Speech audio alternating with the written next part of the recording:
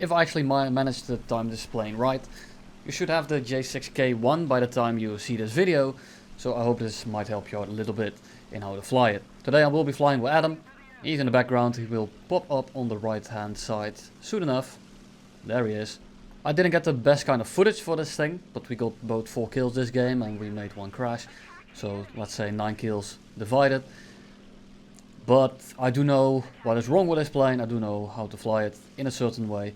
I don't have the most in-depth guide, but I can give you the pointers on what this thing excels at and what this thing isn't very good at.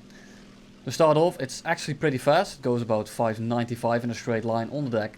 It turns pretty well. It can duel with a Mark 14E Spit, which is the Griffin.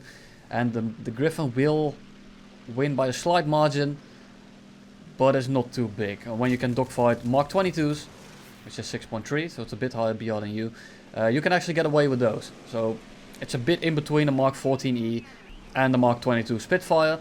At low speeds this thing is actually pretty dangerous.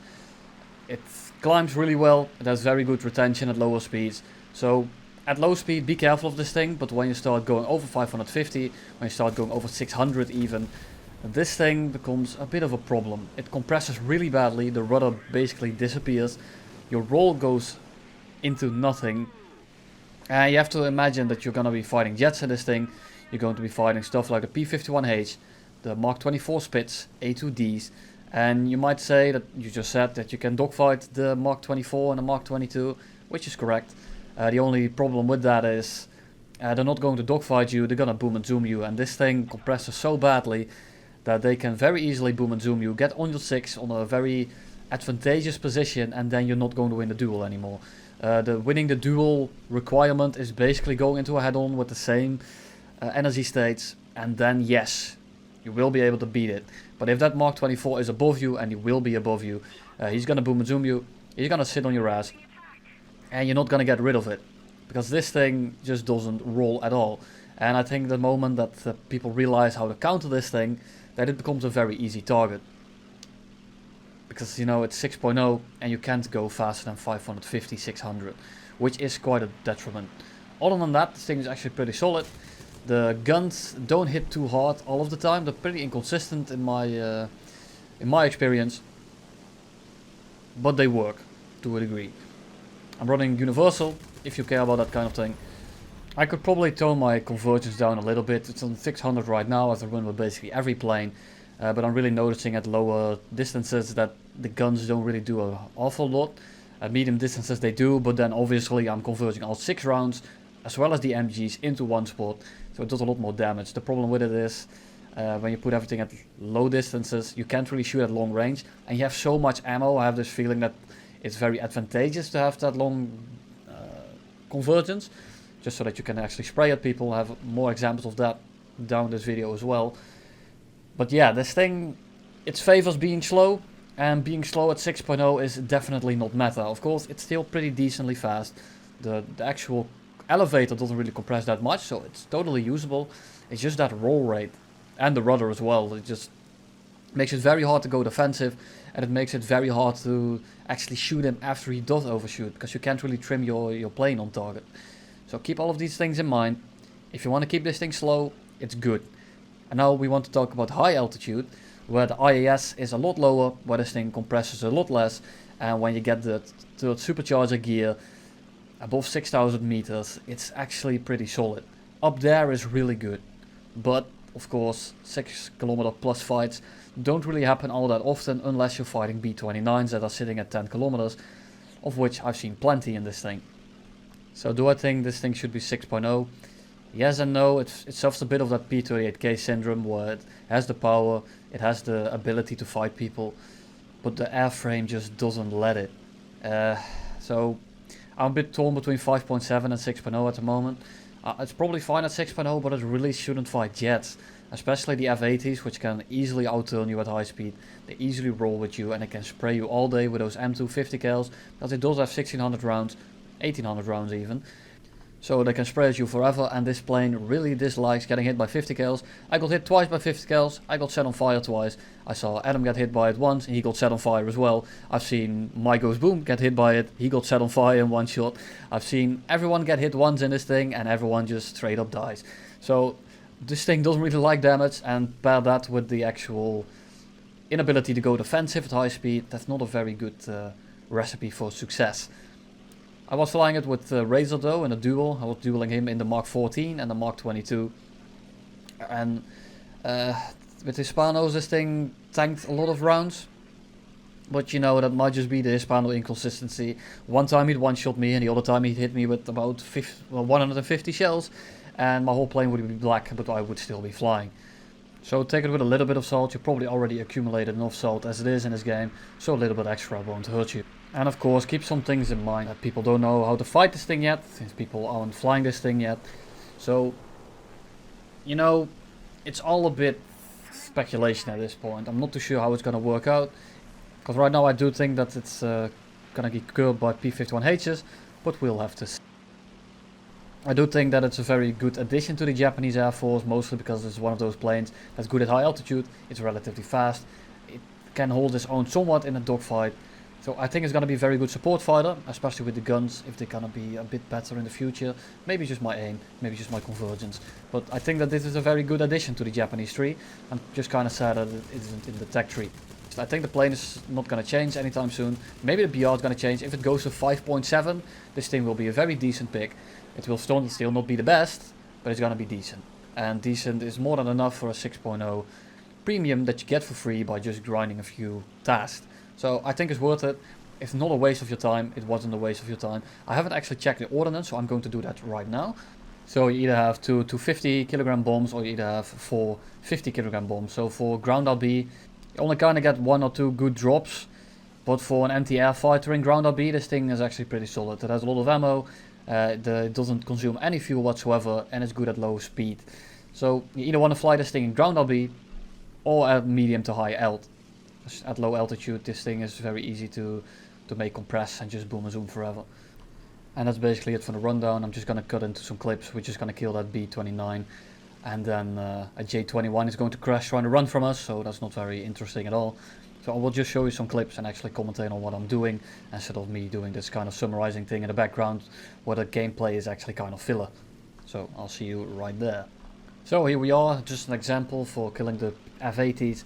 He's gonna go strafe, I knew this, so I lurked in the clouds, waited for him to dive under me, and then I'm gonna cut him off. And you're still gonna see me struggle quite a big deal with it, even though he's gonna be flying completely straight. Here we go, I'm gonna be going within 400 meters.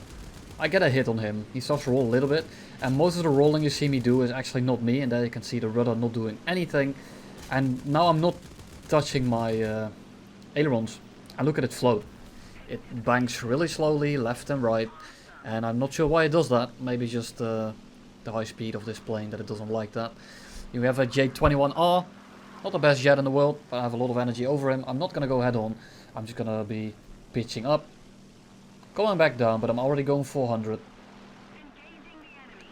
I'm trying to cut my speed, and I'm trying to roll as hard as I can to come with him, but he can just nag G and go positive again, and I can chase him. And now we just go back up, and to his mistake, he comes back up for me as well, and you can still see that the roll is barely enough to get the shot. I luckily blow his whole plane apart, but you can. It's kind of hard to see when you don't see my inputs, but it's pretty hard to use in the terms of rolling, and you really have to be careful that you don't overcommit and that you fly into the ground, because you don't have the correct angle to pull out anymore. It's a bit like the MiG-15 bits in that regard, where you dive on someone and you're like, oh, let me just roll out, and you're like, nah, and then the plane just flies right into the dirt. So do be careful of that. And here we have the Spitfire. I had a lot more energy than him. I came diving in, he went head on. Missed a lot there actually. It was one of the earlier games, I believe. No, this is one of the later ones. This is the 8th game I did. Just when I look at that aim, I'm assuming that it's one of my earlier games, but unfortunately it's not. And I can see that the gun's doing absolute piss after setting him on fire, but luckily he burned up. I didn't experience a lag spike there, as you can see, Adam, so I think it was completely on your end. And I'm just going to be looking for different targets. Our team is basically winning, so I'm not too worried about diving to the deck to get that LH7 over there, since I know that we're probably gonna win this game regardless, even if I do nothing anymore. So I'm at this point just looking for more kills. Because more kills is always a nice thing to get. And you see I'm going 600. And I'm trying to roll as hard as I can, and it just doesn't. And I was pressing my roll key fully there, and it barely rolled. So I cut my throttle, I go back up, I lose a lot of speed doing that. And now I'm going for 50 and can still see that the roll is pretty bad. But luckily this LA7 decided not to deviate from his path whatsoever, so I can easily line that shot up. And when I say easily, I mean I still struggled quite a little bit. But that's fine. As long as he doesn't try to dodge me, this roll rate and rudder doesn't really matter. And I see that F4U, and for some reason I just have this feeling he's gonna go straight for me. Like, you see that he's looking at me, he's trying to look at someone else as well, and I already say it in the chat here. And I'm not sure what... Yep, there he comes. I'm gonna dive under him, because I know that his rudder compresses quite a bit too, so I should be able to easily dodge that. And now we go under that 500, and it starts to roll a little bit better, but you can see that that rudder just doesn't want to move at all. I have 1200 rounds, and I'm gonna use them. Fire rate is quite low as well, so I can basically shoot forever. Get a little bit of hits in, he starts flying straight at 800 meters, my convergence is 600, and I hit a central mass shot with all of my guns. And he's on fire, which is great. And there comes the A7 thinking he needs to help, which he definitely needs to, of course. He's already shooting, the fire goes out, so I can't even call it a steal anymore, but the intent is there nonetheless. Big sigh in the chat. Thank you very much.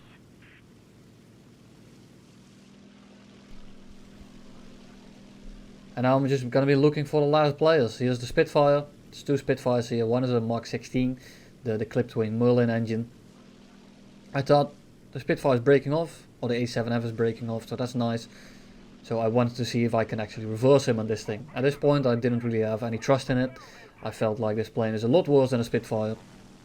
Of course this is the clipped wing that loses a lot of speed, so maybe it is not as dangerous. Unfortunately for me the A7M comes back as well, so a bit unfortunate. I try to pull into him so he can't really roll, so I don't have to go defensive in the roll either. I'm gonna be pitching up. He breaks off, he's a lot faster than me, so I'm gonna shoot him. He right, and I got a crit. Just fucking fantastic. Say crit in the chat, because I'm not recovering this stall anytime soon anyway. He's gonna pull over me here, because he has a lot more energy. I should be able to out-energy him in 1 or 2 loops, and there's the A7M, there to ruin my fun yet again.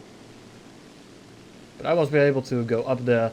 I went down because I was expecting him to react to the A7. He really isn't. He's straight up ignoring him. So I kind of made a misplay there, because he didn't actually pay attention to my teammate. But it is what it is. You saw that what it's capable of. Pretty quirky plane. Hope you're going to enjoy it. Hope you enjoyed the video. And I will see you in the next video.